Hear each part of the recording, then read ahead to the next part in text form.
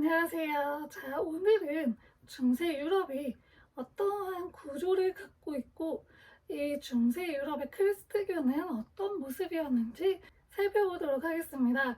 자, 먼저 우리 지난 시간에 게르만의 이동에 대해서 배웠어요.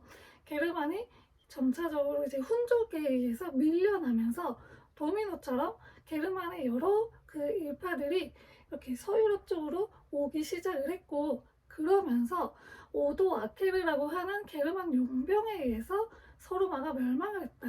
그리고 그 서유럽과 로마 지역에 게르만족의 여러 일파들이 각자 자신의 왕국들을 세웠는데 그 대부분은 다 오래가지 못하고 금방 멸망을 했지만 프랑크족이 세운 프랑크 왕국은 꽤 오래 갔었다 라고 이야기를 했고, 그 프랑크족 멸망 이후에 프랑크가 세 프랑크로 나뉘게 되면서 프랑스, 독일, 이탈리아의 그런 원형이 그때 이제 거의 완성이 되었다라고 이야기도 했어요.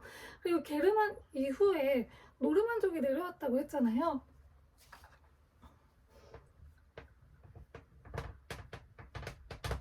이 노르만족이 내려오게 되면서 이제 기존에 거기 살고 있던 사람들은 이 노르만족의 대비를 하기 시작한 거죠.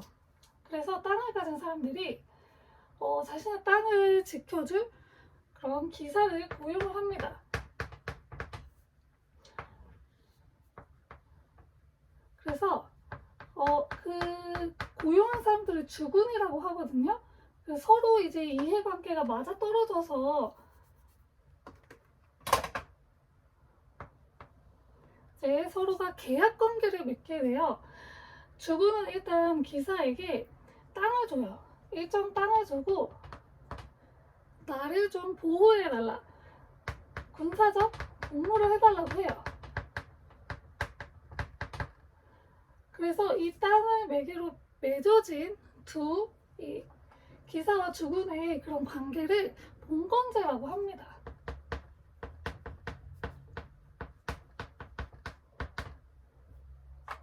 그래서 이 중세 유럽은 이 봉건제를 기반으로 구조가 형성이 되었어요.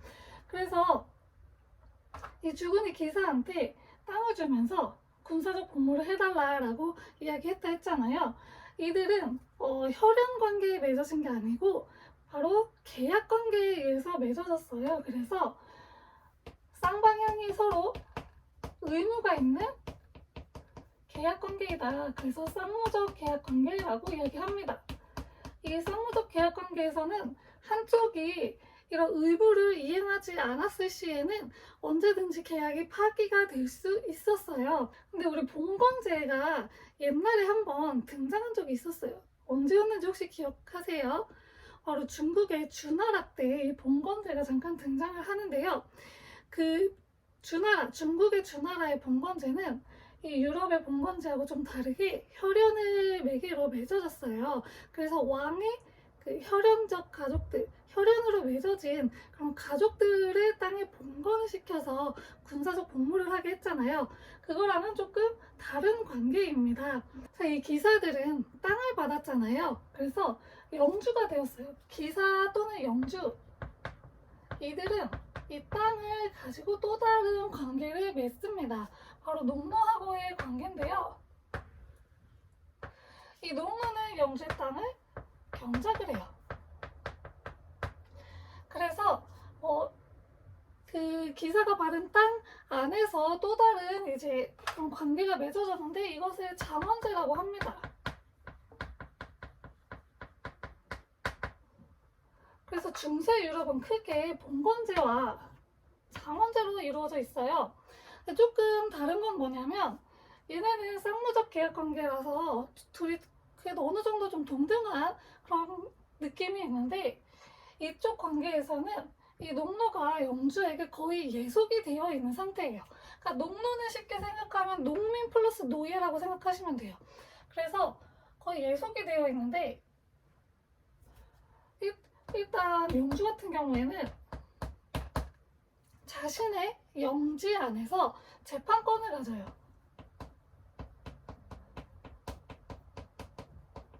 그 자신이 재판을 할 수 있어요. 농노에 대해서 재판을 할 수 있는 그런 권리를 가지고 부립권이라고 해서 그냥 자기가 영지 안에서는 왕인 거예요. 거의 자신이 그 안에서는 영주가 짱인 거죠. 자신의 그런 자의적인 해석에 의해서 처벌도 가능하고 이런 것들을 가졌습니다. 반면에 농노는요. 일단 영주의 땅을 경작해야 했고요. 그리고 이 영지 안에 있는 시설 있죠. 이 시설을 이용할 시에 이용료를 지불했어야 됐어요. 그러면 이제 시설을 이용하지 않으면 되겠죠. 근데 시설을 억지로라도 강제로 이용을 하게 했다고 합니다. 그래서 억지로 그 시설 사용료를 내게 했대요. 자, 그리고 농노는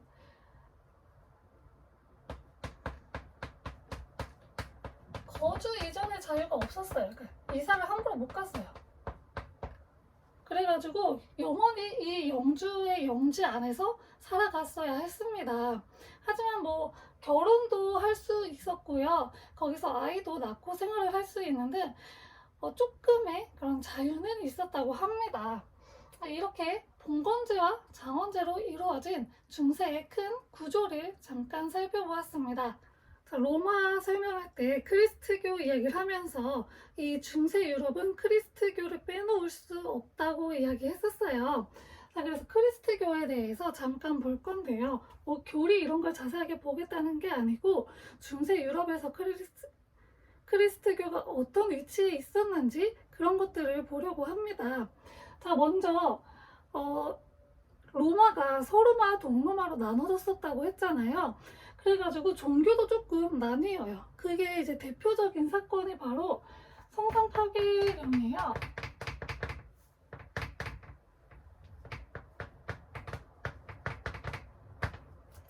자, 이 성상 파괴령은 동로마 황제가 이야기했는데 당시 이제 서로마하고 동로마하고 서로마는 멸망을 하고 서유럽에 교황이 있었고요. 동로마에는 황제가 교황이 황제 교황주의였어요. 이거는 동로마에 때 다시 설명을 해드릴게요. 근데 약간 이제 나눠졌잖아요. 그래서 자기네들끼리 알게 모르게 그런 견제하는 그런 것들이 있었어요. 동로마 황제가 서유럽의 교황을 견제도 하고 수도원 세력을 좀 약화시킬 겸해서 성상 파괴령이라고 하는 것을 이야기합니다. 자, 성상 파괴령은 무엇이냐? 지금 뭐 기독교 나성당 보면 동상이 세워져 있잖아요. 그 동상도 우상 숭배니까 다 없애버려라 라고 이야기를 한 거예요. 자, 근데 이 서쪽의 교황 같은 경우에는 당시 게르만족들이 그쪽에 막 있었잖아요. 이 게르만족을 전도하기 위해서는 뭔가 눈에 보이는 게 필요했어요. 게르만족이 조금 문화 수준이 로마인들보다는 낮다 보니까 눈에 보이지 않으면 믿지를 않는 거예요. 그래서 눈에 좀 보이는 형상을 만들어서 이제 전도를 하기 위해서 성상을 만들었는데 그거를 없애라고 하니까 이게 또 갈등이 빚어지게 된 거죠. 그래서 이 성상 파괴령을 계기로 해서 완전히 이제 둘은 갈라서게 돼요. 그래서 서쪽에 있는 것은 우리가 흔히 아는 그 가톨릭이 자리를 잡게 되었고요. 동로마에서는 그리스 정교가 자리를 잡게 되었어요. 그래서 이때부터 이제 기독교가 서유럽의 가톨릭과 동로마의 그리스 정교로 나뉘게 돼요. 자, 우리가 볼 것은 중세 유럽은 바로 이 가톨릭이 중심이 된 그리스도교를 이야기합니다. 이 서유럽의 가톨릭은 나라의 그런 지원도 많이 받고 교황 자체가 힘이 굉장히 세다 보니까 서유럽에서 아주 권세를 누리고 있었어요, 가톨릭이. 그러다 보니까 그 가톨릭의 성직자들 또한 굉장히 부패했는데요.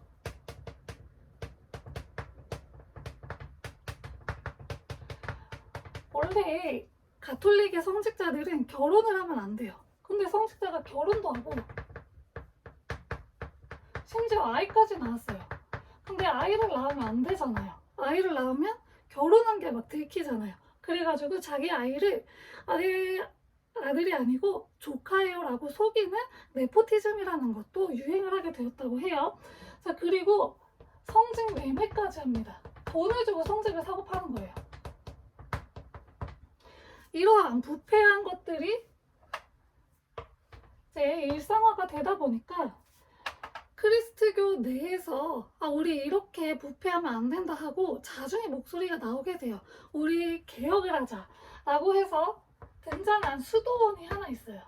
클리니 수도원이라고 하는 수도원인데, 수도원은 성직자들이 수행을 하는 곳을 이야기해요. 이 수도원에서 우리 한번 개혁을 해보자 라고 이야기를 합니다.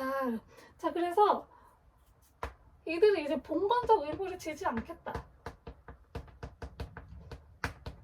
그러니까 세속의 간섭에서 일단 벗어나겠다. 그리고 교황에 직속하겠다.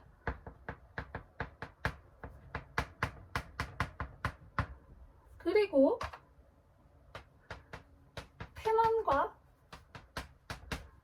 나태를 추방하자. 청빈하고 경건하게 생활하자. 노동을 게을리하지 말자 라고 하는 베네딕트 수도원의 규율이 있었어요. 이것도 잘 지키자라고 이야기를 하면서 개혁을 하려고 열심히 노력을 하는 그런 수도원도 등장을 하였습니다. 근데 이 서유럽이 굉장히 교회에 영향이 크다고 했잖아요. 그래서 교황의 힘이 굉장히 셌어요. 교황이 각 나라에 이런 것들을 막 다 간섭을 하기 시작을 하는 거예요. 그러다 보니까 기분이 나쁠 사람이 등장을 해요. 각 나라의 왕이죠.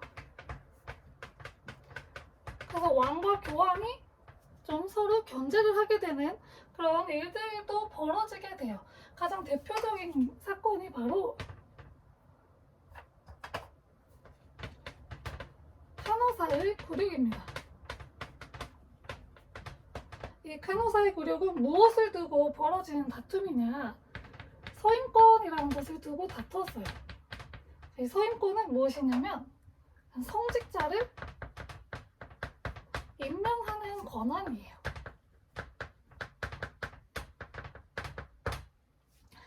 성직자를 임명을 할 때 왕이 할 거냐 교황이 할 거냐를 두고서 싸우고 있었어요.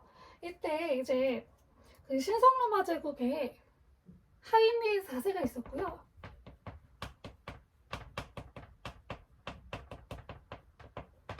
교황은 그레고리우스 7세라고 하는 교황이 있었어요. 자, 그레고리우스 7세가 하이메이가 서임권을 가져가려고 하니까 안 돼, 가져가지 마 라고 이야기를 했어요. 하이메이 4세가 싫어, 가져갈 거야. 우리나라에 있는 성직자 내가 내 입맛대로 뽑겠다는데 왜? 라고 가져갈 거야 라고 해요. 그래서 그레고리우스 7세가 무슨 일을 하냐, 하이메이 4세를 파문시켜버립니다. 자, 이 파문이 이 기독교 사회에서는 되게 치욕적인 게 뭐냐면 그냥 사람의 존재 자체가 없어지는 거예요. 그러니까 법적으로 그 보호도 못 받고 그냥 사람 자체가 존재가 없어지는, 그게 바로 파문이에요. 너 없는 사람 시켜버릴 거야 라고 하니까 하이메이 4세가 죄송합니다 라고 해서 교황을 찾아가요. 그래서 교황이 당시 카노사 성에 머물러 있었어요. 그래서 하이메이 4세가 3일 동안 무릎 꿇고 빌었대요. 그래서 간신히 이제 그레고리우스 7세의 그 용서를 얻을 수 있었다고 해요. 그래서 카노사의 굴욕이라고 하는 겁니다. 그 굉장히 추운 날씨에 밖에서 무릎 꿇고 계속 교황을 기다리고 있었던 치욕을 당했던 하이메이 4세는 카노사 성에서 돌아와가지고 자신의 세력을 결집을 시켜가지고 그레고리우스 7세를 치러 갑니다. 그래가지고 그레고리우스 7세가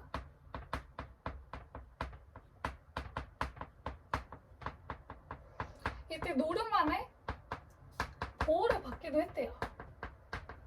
그래가지고 이제 하이메이 4세는 참 참지 않았어요. 계속 이제 교황에 도전을 했던 사람이에요. 자, 이 서인권이 언제 이제 정리가 되냐? 이후에 보름스 협약이 맺어져요.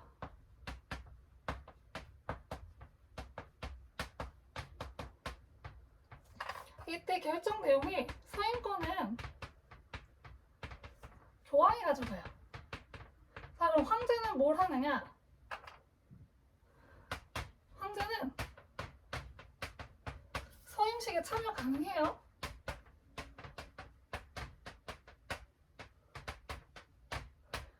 그리고 이 성직자가 황제에게 충성을 서약할 수 있게 했어요. 자, 이러한 그 조건을 가지고서 보름스 협약이 맺어졌습니다. 자, 근데 이거는 이 둘이 맺은 건 아니고요. 이 다음 왕과 이 다음 그 교황이 둘이 맺은 거예요. 그래가지고 이제 하인리 5세와 갈릭스투스가 함께 이제 맺은 협약이 보름스 협약입니다. 이 보름스 협약으로 서인권은 정리가 되었습니다. 자, 이 사건으로 인해서 왕과 교황 중에 누가 더 힘이 세졌을까요? 서인권 교황이 가져갔죠. 교황의 승리로 끝났죠. 그래서 교황이 엄청난 권력을 누리게 되었고, 이후에 인노켄티우스 3세라는 교황 때는 거의 교황은 뭐 태양, 황제는 달이라고 비유할 정도로 엄청나게 권력 차이를 보이게 됐습니다. 교황이 중세 유럽에 그래서 엄청난 힘을 구사하게 되었습니다. 자, 마지막으로 이제 중세 유럽의 문화를 잠깐 살펴보도록 하겠습니다. 자, 중세 유럽의 문화는 철학이 이제 먼저 살펴볼 텐데요. 철학은 보통 이제 기독교 철학이에요. 그래서 이 중세 유럽은 다른 철학이 발전하기가 힘들었대요. 그런 말도 있어요. 철학은 신학의 신여다. 그 정도로 다양한 철학이 발전하기가 힘들었고 오로지 신학에 관한 철학만 발달을 해서 이때는 약간 철학의 암흑기라고 볼 수도 있어요. 자, 일단 그 철학 대표적으로 교부 철학이 있고요. 스콜라 철학이 있습니다. 자, 교부 철학은 이 신학과 신앙을 합리적으로 설명하려고 했던 철학이에요. 그 신학 같은 경우에는 종교적인 내용이고 신에 대한 이야기잖아요. 근데 이거를 합리적으로 설명하기 힘든 부분들이 있어요. 왜냐면 신이 했던 그 전지전능한 일들 중에 합리적으로 설명할 수 있는 게 몇 개나 되겠어요? 근데 그런 것들을 합리적으로 설명하려고 시도했던 게 바로 교부 철학입니다. 대표적으로 아우구스티누스가 있어요. 아우구스티누스라고 하는 이제 그 신학자가 이 교부 철학을 발전을 시켰습니다. 다음은 스콜라 철학입니다. 스콜라 철학은 신앙과 이성의 조화가 가능하다. 그러니까 신앙이 비슷한 건데 신앙을 이성적으로 생각할 수가 있다. 이성적으로 설명이 가능하다라고 이야기를 했던 게 스콜라 철학이에요. 그래가지고 이 대표적인 철학자로는 토마스 아퀴나스가 있습니다. 토마스 아퀴나스의 대표적인 저서는 신학 대전이 있어요.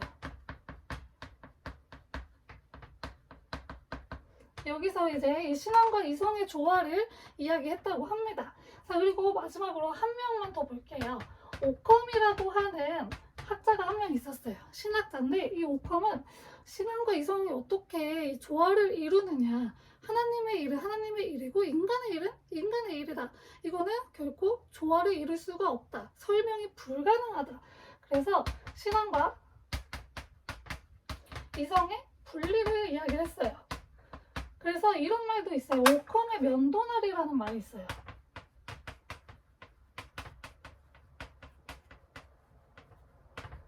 그러니까 면도날처럼 이렇게 상반되어 있다라고 이야기를 하는 게 바로 이 오컴의 주장입니다. 자, 그리고 중세에서 또 중요한 한 가지가 뭐냐면 바로 대학이라는 것이 등장을 했다는 거예요.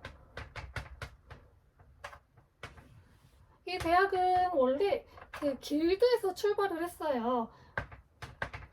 그 교육 길드에서 출발을 한 건데 어떤 한 사람에게 뭔가를 알려주면서부터 이제 대학이라는 개념이 조금씩 이제 확장이 돼서 시작이 되었고, 그 좀 멀리서 오는 친구들, 그리고 숙박을 해결하기가 어려운 그런 친구들에게 숙박을 제공을 해주면서 컬리지라는 게 생겼다고 해요. 그 기숙사 개념이 생기면서 그때부터 이제 컬리지가 생겨났다고 합니다.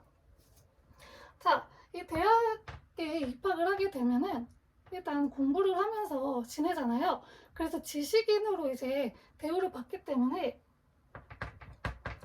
군대도 안 가요. 그리고 그 법으로부터, 사법권으로부터도 자유로워요. 여기 있는 학생들은 대학 학장에 의해서 이제 처벌을 받는 거고, 국가의 사법권으로부터는 자유로운 그런 혜택이 있었습니다. 자, 이 대학을 통해서 이제 새로운 지식인층이 생겨나게 됐고요.